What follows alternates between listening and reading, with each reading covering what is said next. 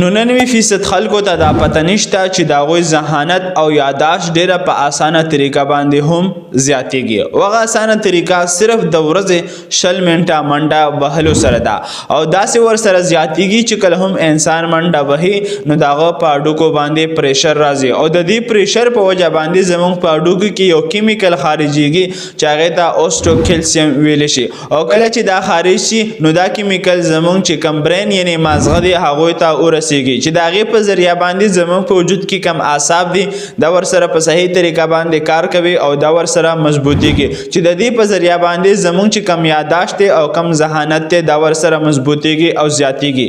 او په دې خبره باندې ساینسدانانو یو داسې ایکسپریمنټ هم وکړو چې د اوبو یو ټپ یې راواخیستو او په هغې کې مږې واچولې او کله چې هغه مږې په هغې کې تلې او راتلې نو په هغې کې یو خالي داسې ځای و د حفاظت دپاره د دې اوبو نه نو هغه ځای ته صرف او صرف 2 مږې لاړې او ځان یې محفوظ کو او نورې مږې په دې ټپ کې تلې او راتلې. او بیا چې کله په دې 2 مږو باندې دا ریسرچ وشو چې هغوی